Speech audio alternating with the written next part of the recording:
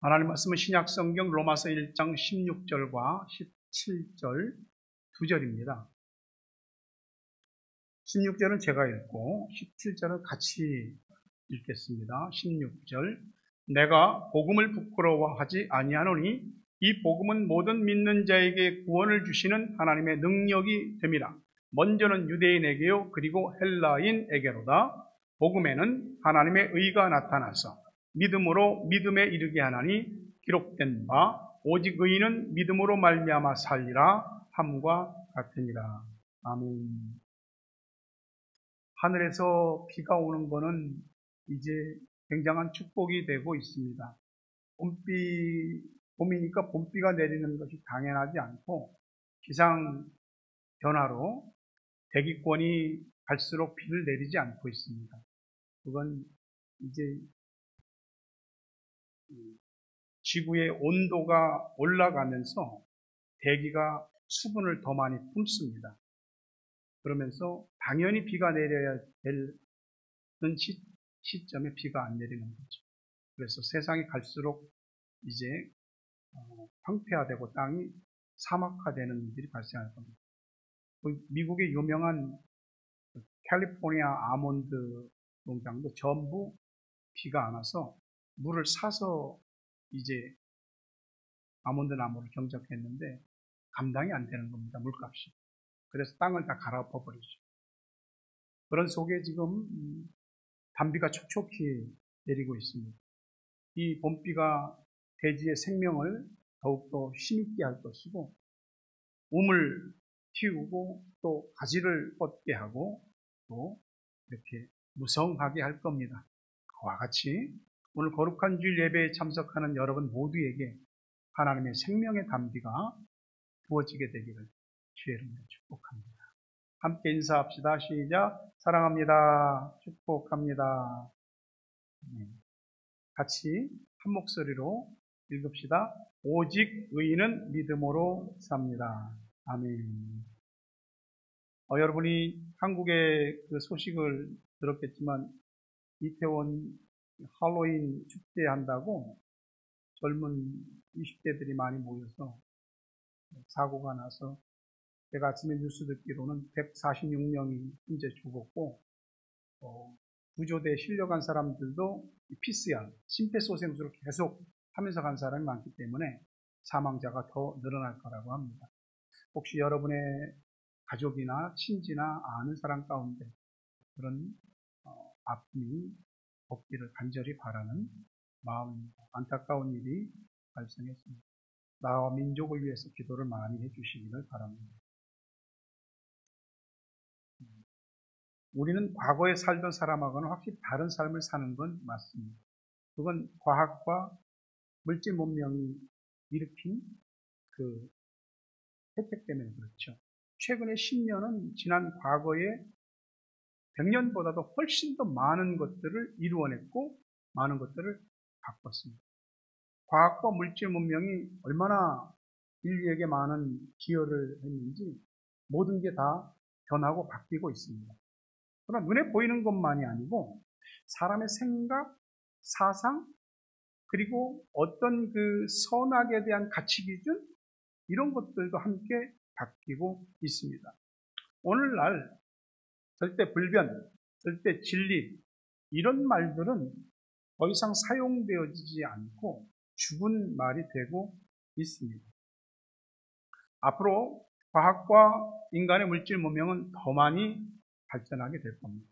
그러면 이렇게 사람이 놀라운 것들을 발전시키는데 그러면 그만큼 사람은 더 양심적이고 더 선해지는가? 그렇지 않습니다. 사람은 여전히 악하고 앞으로도 여전히 악할 것입니다. 하나님을 대적하고 반대하는 의미를 성경에서는 세상이라고 말합니다. 그 세상이 갈수록 그 하나님을 배척하고 하나님께 정면으로 대들고 그리고 하나님의 뜻 가운데 세워진 교회나 성도들도 공격을 받고 있죠. 문제는 세상은 원래 그렇지만은 문제는 교회의 변질과 성직자들의 변질 그리고 성도들이 변질되고 있다는 겁니다. 그것이 가장 큰 문제입니다. 노아의 홍수 때도 세상 사람들이 악해서 하나님이 멸망했다라고 보시면 안 됩니다. 하나님의 아들들이 사람의 딸들을 탐해서 사람의 딸들을 취했다고 합니다. 그거는 경건한 믿음의 사람들이 세상적인 기준으로 전부 살았고 세상적인 기준으로 사람을 선택하고 살았기 때문에 결국은 이 땅에 노아 당시에 노아의 8가족 외에는 의로운 자들이 없었던 것입니다. 그래서 하나님의 백성들이 전부 다 이렇게 세상화되고 타락되니까 하나님이 노아의 8가족만을 구원하기 위하여 세상을 쓸어 버리신 거죠. 오늘도 그와 다르지 않습니다. 이 세상의 부패와 타락은 그것으로 끝나지 않고 종국에는 하나님의 심판을 자초하게 될 것입니다. 오늘은 광고에서 말했지만 1517년 독일의 마틴 루터가 비덴베르크 성당에 95개의 선언문을 내걸면서 이 95개의 사항들에 대해서 우리 잘못된 것 같으니까 이야기하자 라고 거기서부터 종교개혁이 시작되었습니다. 루터는 본래 법관이 되려는 것이 꿈이었습니다. 법학도였죠. 그런데 친구하고 하루는 길을 가다가 갑자기 하늘에서 벼락이 떨어져서 친구가 옆에서 죽어버렸습니다. 엄청난 충격을 받은 루터는 인간에 대해서, 영혼에 대해서, 그리고 이 심적인 것에 대해서 깊은 생각에 빠졌고 법관이 되려는 꿈을 포기하고 어거스틴 수도원에 들어가서 수도사가 됐습니다. 근데 그 당시에 교회의 교리라고 하는 것은 믿음으로 구원받는 것이 아니었습니다. 선행, 고행, 그리고 믿음이죠. 이런 것이 다 이렇게 채워져야만 구원을 받는 것이었습니다. 루터는 구원에 이루고 구원의 확신을 갖기 위하여 자신을 고행하고 몸을 힘들게 하는 겁니다. 그리고 선행을 하고 믿음을 갖고 살려고 몸부림을 쳤습니다. 그런데 구원의 확신이 서지를 않는 겁니다. 고해성사 아시죠? 가톨릭에. 루터는 죄가 생각날 때마다 수시로 고해성사 전담 신부에게 찾아갔습니다. 자신의 생각의 죄, 심적인 죄들을 다 고백했습니다. 근데 루터가 시도 때도 없이 수시로 고해성사를 하러 오니까 고해성사 신부가 하는 말이 이봐, 죄를 좀 모아갖고 와 할 정도였습니다. 근데 그렇게 철두철미하게 회개하는데 회개한 것 같고 고해성사 할 때만 마음이 편하지 또다시 죄의 무거움이 밀려오기 시작하는 겁니다. 확신이 없었어요. 근데 어쨌든 학교는 졸업했고요. 비텐베르크 대학의 교수가 되어서 학생들에게 시편, 로마서, 갈라디아서를 가르쳤죠. 그런 루터가 어느 날 로마의 교황청을 방문할 어떤 기회가 생겼습니다. 가서 루터가 꼭 가보고 싶었던 곳이 있습니다. 그것이 계단 성당입니다. 로마의 콘스탄티누스 황제가 그 어머니 헬레나가 신실한 크리스찬이잖아요. 예루살렘에 있었던 그 총독 빌라도가 예수님을 재판하고 오르락내리락 하며 했던 그 계단을 통째로 로마로 옮겨오고 싶은 겁니다.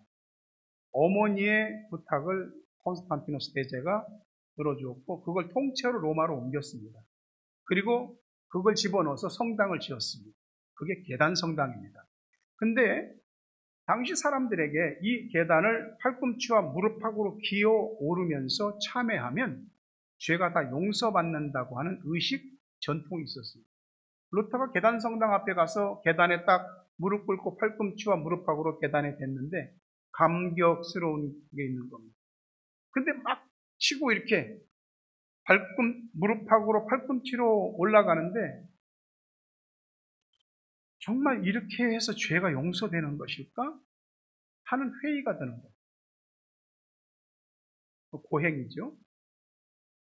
그때 루터는 자기가 학생들에게 가르쳤던 로마서의 말씀이 떠올랐습니다. 그게 로마서 1장 17절입니다. 복음에는 하나님의 의가 나타나서 믿음으로 믿음에 이르게 하나니 기록된 바 오직 의인은 믿음으로 말미암아 살리라 함과 같은 깨달은 겁니다. 한 줄기 빛이 루터의 가슴에 확 치고 들어온 겁니다. 선행을 한다고, 고행을 한다고, 그래서 구원을 받는 것이 아니라는 것을 깨달았습니다. 당시 교회는 여러분이 중세사를 잘 아시겠지만 면죄부를 팔았습니다. 사람들이 구원을 받고 싶은데 구원의 커트라인, 합격선이 있어요. 근데 너 구원 받았어? 라고 하면 사람들이 다 자기 지은 죄든지 양심이든지 걸리는 게 있어서 구원받은 것에 대한 그 확신이 없는 거예요. 근데 구원받는데 선행의 점수가 부족한 거죠. 근데 하늘나라에 이미 선행을 많이 쌓은 분들, 성모 마리아, 성 바울, 성 베드로, 성 요한, 성 누가, 이런 사람들의 선행을 내가 면죄부를 사면 교황이 나눠준다는 거예요. 그래서 구원의 합격 점수에 부족한 사람들은 이 점수를 따기 위해서 돈을 내고 면죄부를 샀습니다. 이렇게 파는 면죄부를 가지고 오늘 바티칸시티에 베드로 대성당을 지은 겁니다.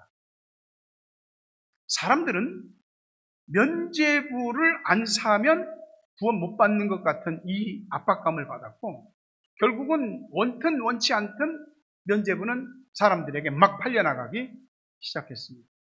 구원을 돈으로 주고 산 겁니다. 루터가 분개했습니다. 이거는 아니다. 그리고 제가 서두에 말씀드린 대로 비텐베르크 성당에 95개조 선언문을 내걸면서 이것에 대해서 토론하자. 이거는 성경에 비추어 볼 때 잘못된 것들이다. 이야기하자라고 했는데 로마 교황청은 거절했죠. 그리고 루터는 신부를 박탈당했고 직위를 박탈당했고 이제 가톨릭의 이단이 됐습니다. 그리고 루터는 이제 그 당시에 교회는 하나예요, 하나. 근데 이제 루터가 종교개혁을 일으키면서 나온 게 프로테스탄트, 저항하다는 뜻이에요. 그래서 개신교가 생겨나게 된 겁니다. 그 루터의 95개 선언문의 내용을 요약한 것이 곧 종교개혁의 정신이었죠. 그 5가지는 라틴어로 되어 있습니다. 솔라 스크립트라, 오직 성경. 솔라 크리스투스, 오직 그리스도. 솔라 그라티아, 오직 은혜. 솔라 피데, 오직 믿음. 솔리데오 글로리아, 오직 하나님께 영광.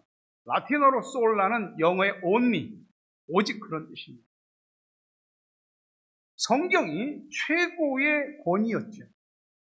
권위가 돼야죠. 그러나 중세는 우리가 잘 알다시피 교회가 성경 위에 있었습니다.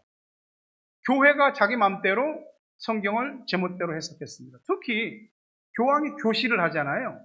교황이 교시를 내리면 그거는 사람들이 성경 동일하게 여겼습니다. 성경은 옛날의 말씀인데 교황의 교시는 오늘의 얘기거든요. 그러다 보니까 성경보다 교황의 교시가 훨씬 더 권위를 갖게 됩니다. 이 사람들이 교황의 말이 곧 하나님의 말, 성경 동일한 말씀이라고 믿었던 거예요. 지금은 워낙 많은 의식들이 또 깨달음들이 있어서 그렇지 않지만 그 당시는 사람들이 그렇게 성경에 대해서 무지했습니다. 왜냐하면 평신도들이 성경을 읽을 수가 없었습니다. 평신도는 성경을 소지할 수도 없었습니다. 왜냐하면 성경은 전부 라틴어로 되어 있습니다. 라틴어로. 신부들만 읽을 줄 알고 신부들만 성경책을 소장했어요. 평신도들은 라틴어 알지도 못해요. 설교도 라틴어로 했습니다. 무슨 말인지 알아들을 수가 있어야지. 그럼 그 사람들 어떻게 신앙생활 했을까? 우리가 베드로 대성당을 위시해서 성당에 가보면 여러 성화의 그림과 많은 조각, 구조들이 있습니다. 그게 다 뭐냐면 성경을 대체하는 대체물이었습니다. 예수님의 생애에 대한 그런 그림, 조각, 또 신구약 성경에 나오는 여러 사건들에 대한 그림, 조각, 이런 것들로 성경이 이런 거구나. 그렇게 대충 짐작하며 신앙생활을 한 겁니다. 그래서 루터가 종교개혁을 일으키면서 첫 번째로 한 것이 뭐냐면 성경을 독일어로 번역하는 것입니다. 루터는 평생을 암살의 위협에 시달렸습니다. 숨어서 꼭꼭 숨어서 그가 성경을 독일어로 번역하고 보급하기 시작했을 때 사람들이 성경을 읽으면서 알게 되는 겁니다. 깨닫게 되는 겁니다. 이것이 말씀이구나. 이것이 하나님의 뜻이구나. 우리가 얼마나 무지하고 얼마나 어리석게 믿었는가 하는 것들을 다 알게 된 거예요. 그러면서 성경을 읽고 듣고 깨닫게 된 사람들이 루터의 종교개혁을 지지하고 루터의 종교개혁은 들불처럼 퍼지고 마침내 하나님께서 개혁하시는 역사가 일어나게 되죠. 그 일로 루터가 쓰임을 받습니다. 로마서 10장 17절에 믿음은 들음에서 나며 들음은 그리스도의 말씀으로 말미암았느니라. 우리 좀 누구도 하나님 앞에서 새로워지고 변화되고 그러기를 원치 않는 사람은 없습니다. 다 원합니다. 하지만 그게 우리 생각처럼 되지 않습니다. 성경으로 돌아가지 않으면, 성경 안으로 들어가지 않으면 우리는 변화되지 못합니다. 우리 개신교는 가톨릭과 달리 개신교회라고 합니다. 개신교회를 말할 때 Reformed Church, 개혁된 교회, Reforming Church, 개혁되는 현재 진행형의 교회. 이미 개혁이 끝난 교회가 아니고 지금도 개혁되는 교회. 그럼 무엇을 따라서, 무엇을 기준으로 개혁이 되느냐? 말씀이죠. 성경이죠. 개인이든 교회든 내가 바르게 믿는지, 틀리게 믿는지, 내가 옳은지 그른지, 그거 누구 얘기 듣고 판단할 수 없고 자기 자의식이나 자기 주관 갖고 판단할 수 없습니다. 교회든 개인이든 그것이 옳은지 그른지는 성경 속에 집어넣어야 됩니다. 우리를 성경 속에 집어넣어서 성경 말씀을 따라서 우리를 탈탈 털어서, 그래서 하나님의 말씀이 우리를 바꾸고자 하는 대로 우리가 순종할 때 우리 새로워지고 변화될 수 있는 겁니다. 내가 하나님의 말씀 속에 들어가지 않으면 내 본질이 어떤 인간인지 자기 스스로 모릅니다. 그리고 안다고 할지라도 내가 나의 본성을 내 스스로 바꿀 수 없습니다. 그걸 깨닫는 것부터 시작해서 성경을 통한 진실한 개혁이 우리의 심령 안에서부터 일어나게 되는 겁니다. 구원의 출발, 과정, 종착까지 전부 그리스도의 말씀이 우리의 믿음을 믿음되게 하는 것입니다. 우리는요, 은혜로 구원받았습니다. 은혜라고 하는 말이 우리가 많이 쓰는 말이지만 이거 무자격자에게 무조건적으로 값없이 주시는 것이 사랑이 은혜입니다. 그 하나님의 사랑을 받고 우리가 은혜로 구원받은 것입니다. 로마서 7장 18절 19절 보면 내 속 곧 내 육신에 선한 것이 거하지 아니하는 줄을 아노니 원함은 내게 있으나 선을 행하는 것은 없노라. 내가 원하는 바 선은 행하지 아니하고 도리어 원하지 아니하는 바 악을 행하는도다. 저는 하나님의 종이고 목사이지만 나는 내 육신 속에 선한 것이 깃들여 있지 않다는 것을 압니다. 내 양심이 나를 압니다. 내가 선을 알지라도 그 선을 행하지 못하고 있습니다. 그것은 내 자신이 그만큼 악하다는 뜻입니다. 그러면 여러분 안에 선함이 있습니까? 우리가 선을 몰라서 선을 행하지 않는 것일까요? 그렇지 않습니다. 선을 알아도 행하지 않습니다. 그러면 우리가 악이라고 하는 것을 알기 때문에 악을 거절합니까? 그렇지 않습니다. 악을 알면서도 우리가 악을 선택하고 따릅니다. 그것이 우리의 연약함이거든요.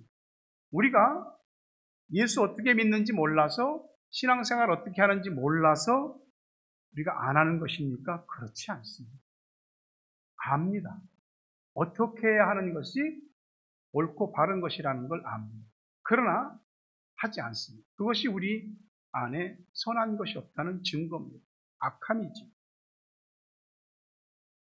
지금 이 마음, 지금 우리의 이 모습, 이 행동 이대로 우리가 구원의 점수를 예를 들어서 커트라인을 친다면 구원을 자신 있게 말할 수 있습니까?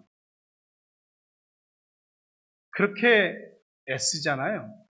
말씀을 따라 살려고 하나님 뜻대로 해보려고 우리도. 근데 우리의 힘과 의지로는 우리 자신의 모순과 악함에서 스스로 벗어나지지가 않는 겁니다. 이게 우리의 연약함이기도 하고요. 우리의 악함이기도 합니다. 그래서 하나님이 우리를 쑥 끄집어 내신 겁니다. 거기에서. 깊은 웅덩이와 수렁에서 우리 스스로 빠져나올 수 없는 그곳에서 쑥 꺼내신 것입니다. 그것이 은혜라 이 말이에요. 로마서 5장 8절부터 10절에 보니까 우리가 아직 죄인 되었을 때 그리스도께서 우리를 위하여 죽으심으로 하나님께서 우리에 대한 자기의 사랑을 확증하셨느니라. 그러면 이제 우리가 그 피로 말미암아 의롭다 하심을 받았으니 더욱 그로 말미암아 진노하심에서 구원을 받을 것이니 곧 우리가 원수 되었을 때 그 아들의 죽으심으로 말미암아 하나님과 화목하게 되었은지 화목하게 된 자로서는 더욱 그의 살아나심으로 말미암아 구원을 받을 것입니다. 남보다 착해서 남보다 더 선행을 많이 베풀거나 남보다 더 괜찮은 뭐가 있어서 우리에게 하나님이 구원을 허락하신 것이 아니라는 얘기입니다. 하나님이 우리를 사랑하셨을 때 우리 상태는 죄인 되었을 때, 아직 죄인 되었을 때, 하나님이 우리를 사랑하셨던 그때 우리의 상태는 하나님과 원수 관계였습니다. 성경은 동일하게 그 아들의 죽으심으로 말미암아 그 아들 예수 그리스도를 십자가에 죽이심으로 예수 그리스도께서 십자가에 죽으심으로 말미암아 우리 죄를 대신 지시고 죽으심으로 용서하시고 우리의 죄값이 끝났습니다. 이 십자가에서 이루신 그 예수 그리스도의 그 의를 바로 내가 믿음으로 고백할 때 하나님이 내 믿음을 의롭다고 여기시는 겁니다. 그것을 신학적인 용어로 이신칭의 믿음으로 의롭게 됐다는 뜻입니다. 우리는 그렇게 하나님과 화목하게 되었고 구원을 받았습니다. 구원받는데 조건은 없습니다.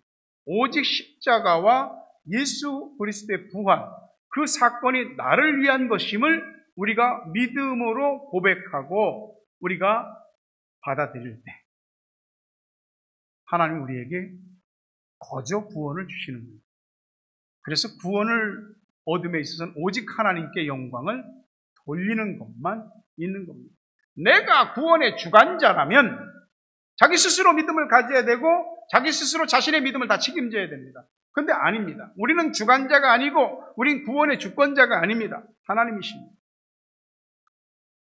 사람에 따라서 성품이나 인간성이나 믿음의 차이나 온도 차가 있을 수는 있습니다. 근데 우리가 누가 누구를 더 낫다고 틀리다고 말할 수 있겠습니까? 잘 믿는 사람들이 빠지는 함정이 뭐냐면 자기 주관이라고 하는 겁니다. 또 자기 주관이 뚜렷하면 자칫 남과 자신을 비교해서 우월해지기도 합니다. 스스로 자기가 판 함정에 자기가 빠지게 됩니다. 그것은 하나님께 받은 은혜가 뭔지 모르는 것이죠. 우리는 은혜로 값없이 구원을 받는 것뿐만 아니라 또한 은혜로 신앙생활하는 겁니다. 제가 설교를 준비하면서 어떤 글을 보게 됐습니다. 그게 던의 복음과 두의 종교. 대부분 세상의 종교는 뭐 행해라, do it, do라고 하잖아요. 그래서 뭔가를 하는 거죠. 선행을 하든지 고행을 하든지 아니면 치성을 쌓든지 정성을 들이든지 뭔가를 계속해서 내가 구원받기를 원하는 거죠. 율법 종교입니다. 세상 모든 종교는 다 그와 같습니다. 그러나 우리 기독교가 다릅니다. 뭐가 다르냐? 기독교는 우리가 무엇을 해서 구원을 받는 게 아니고 이미 done, all done. 예수 그리스도께서 다 이루셨습니다. 다 끝내셨습니다. 십자가에서 주님께서 다 이루신 그 구원의 사건, 그것을 우리가 믿음으로 구원을 받는다. 다 이룬 것입니다. 우리가 하는 것이 아니라 이 말이죠. 내가 어떤 일을 했느냐가 중요한 게 아니고 예수님이 나에게 무엇을 하셨느냐, 그것이 중요한 것이죠. 우리는 그걸 인정하든 인정하지 않든 알든 모르든 하나님의 은혜로 값없이 구원을 받았습니다. 내가 뭘 잘해서 상을 받는 거라면 자랑할 수 있는데 구원 문제에 있어서는 하나님이 우리의 공로를 말하지 않고 자랑도 못하게 하십니다. 오직 하나님이 하셨습니다. 우리는 우리 스스로를 건져낼 수 없습니다. 여러분, 글쎄 그런 거 보신 적 있는지 모르겠지만 어떤 짐승이 죽어서 길거리에 널브러졌다 이거죠. 근데 파리가 전부 알을 쳐서 구데기가 막 들고 있습니다. 살 수 있겠습니까? 자기 스스로는 죽었다 깨나도 못 살아납니다. 근데 하나님이 그런 우리를 이미 죄로 인해서 사망과 저주와 지옥을 할당받은 우리를 건지셨습니다. 예수를 십자가에 대신 죽이시고 우리가 죽을 자리에 예수를 죽게 하신 것입니다. 주님이 그걸 기꺼이 감당하셨고 구원은 자랑할 것이 없습니다. 하지만 우리가 예수 믿고 천국 가면 상 받을 겁니다. 그건 내가 하나님을 기쁘시게 하는 믿음을 가지고 살았던 것에 대해서 하나님이 베푸시는 보상입니다. 행위는 구원의 조건이 아닙니다. 그러나 행위가 상급의 어떤 기준이 될 수는 있습니다. 우리가 하나님의 은혜 하는데 하나님의 은혜라고 하는 걸 어느 정도 여러분이 은혜라고 생각합니까? 우리가 생각하는 은혜와는 완전히 차원이 다릅니다. 구원도 값없이 주셨지만 우리의 삶에 있어서도 우리의 모습이 하나님 보시기에 온전치 못하고 영 마음에 안 들고 저거 변했구만 썩었구만 할지라도 하나님이 우리를 버리지 않습니다. 여전히 사랑하십니다.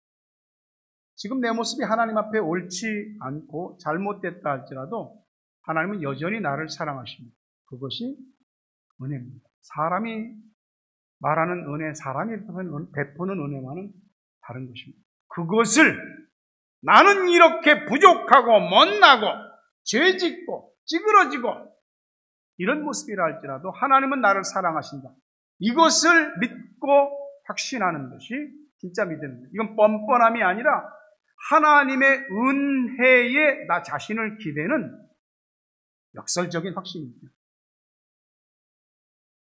나는 부족해도 주님은 나를 내치지 않습니다. 이것이 은혜인 줄 믿습니다.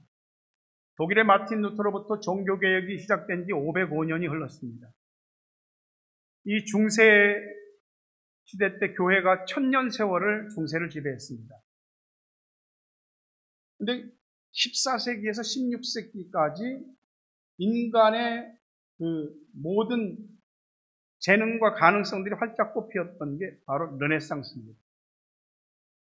교회가 인간의 지성, 이성, 과학, 합리성 이런 것들을 다 밟았습니다. 그러니까 누르다가 교회가 마지막에 타락할 대로 타락해갖고 이게 스프링 튀어 올라오는 것입니다. 인간의 모든 가지고 있었던 모든 눌렸던 것들이 다 발산되는 겁니다. 나쁘진 않죠. 근데 문제는 인간의 모든 것이 발현되기 시작하면서 결국은 인간이 하나님 위에 서려는 이 일들이 계속해서 이루어지게 되는 겁니다. 그러면서 세상은 점점 성경을 무시하기 시작했고 하나님을 인정하지 않기 시작했습니다. 그러던 중에 19세기 독일의 슐라이어마허에 의해서 자유주의 신학이 시작됩니다. 슐라이어마허는 현대 신학의 아버지라고 불리는 사람인데 이 사람이 어떻게 신학의 문을 열었냐면 성경을 해석할 때 인간의 감정과 경험을 기반으로 성경을 해석해야 된다. 그러니 인간의 감정과 경험에 부합되지 않는 성경은 틀렸다. 그 이후로 수많은 리버럴리즘한 자유주의 신학들이 막 발흥하기 시작하면서 전 세계가 신학적으로 자유주의화 되었습니다. 그러니까 사람의 이성과 경험과 사람의 상식을 놓고 성경을 도마 위에 놓고 거기에 맞지 않는 건 다 잘라내버리는 겁니다. 그러니 말씀이 안 되고 사람에게 이해되고 사람에게 납득이 되고 사람이 받아들일 수 있는 그런 성경이 되게 만드는 거죠. 성경에서 볼트만이나 몰트만 같은 사람들은 야, 이거는 상식적으로 있을 수 없는 얘기잖아. 신화 같은 얘기들은 다 빼버리자. 그러면 훨씬 더 인간들의 사람들에게 성경이 좀 친근하게 다가갈 거 아니냐. 그러면서 성경은 하나님의 말씀으로서의 진리를 점점 깎아먹히게 되고 가라앉게 됐습니다. 특히 미국이 기울어지게 된 것은 존 두이, 그는 교육학자이고 심리학자이고 철학자이기도 한데 존 두이의 프라그마티즘이 미국을 하나님에게서 멀어지게 했습니다. 프라그마티즘은 실용주의입니다. 인간에게 필요하고 합당하지 않으면 개인적이든 그게 가정이든 회사든 국가든 나에게 이익이 안 되면 다 카트해버리는 겁니다. 조 바이든 미국 대통령이 현대 자동차 그룹에게 미국의 710억 달러? 어마어마한 돈을 투자하게 해놓고 전기자동차 보조금을 미국 내에서 생산하는 전기자동차 보조금 한 1,000만 원 정도 됩니다. 그거 혜택을 주는 거예요. 현대는 아직 한국에서 전기자동차를 만들어서 미국으로 수출하거든요. 혜택을 못 보는 겁니다. 이게 조 바이든이 자신의 정치적 입지 때문에 중간 선거도 있고 또 미국의 경제를 일으키고 노동자들의 지지를 받아야 됩니다. 그것이 실용주의입니다. 이 실용주의가 막 무르익었던 때는 존 F 케네디 때입니다. 존 F 케네디 때 미국의 국공립학교에 있는 모든 성경 말씀, 주기도문, 사도신경, 십계명 전부 다 없어지게 만들었습니다. 하나님 모든 교육이 균등하고 평등해야지 기독교에 치우쳐야 되냐. 그러면서 미국은 신앙적으로 기울어진 것이죠. 마귀는 하나님을 대적하고 교회와 성도를 집어삼키려고 가진 짓을 다 하고 있습니다. 어쩌면 우리는 지금 적진 한복판에서 힘든 전투를 치르고 있는 상황입니다. 서두에 말씀드렸지만 문제는 세상이 아니고 교회와 성직자와 성도들이 세상을 지지한다는 것입니다. 성경 말씀을 말씀 그대로 거부해버립니다. 대표적인 것이 동성이죠. 어쨌든 개혁이라고 하는 것은 제도적인 개혁도 있지만 가장 중요한 개혁은 우리 자신의 개혁입니다. 하나님의 말씀이 우리의 마음에 변혁을 주지 않으면 달라지지 않습니다. 우리가 하나님의 은혜를 알고 진정 주의 은혜 가운데 들어가길 원한다면 종교개혁의 정신과 구호를 다시 마음에 새겨야 됩니다. 오직 성경, 오직 그리스도, 오직 은혜, 오직 믿음, 모든 영광 하나님께. 그 말씀을 맺으려 합니다. 저는 거룩한 사람이 아닙니다. 나는 나를 바꿀 수 없습니다. 바꿔보려고 수도 없이 했습니다. 내 안에 선한 것이 없습니다. 선을 행할 의지도 없습니다. 나는 목사이지만 여러분을 바꿀 수 없습니다. 여러분도 여러분 자신을 바꿀 수 없습니다. 오직 은혜 아니면 우리는 변화되지 않습니다. 성령의 임재와 은혜가 여러분에게 있기를 바랍니다. 종교개혁 주일에 성령의 임재가 충만과 은혜가 가득해서 성경으로 돌아가고 그리스도에게로 돌아가고 은혜로 돌아가고 믿음으로 돌아가고 오직 하나님께 영광 돌리는 여러분 되시기를 간절히 바랍니다.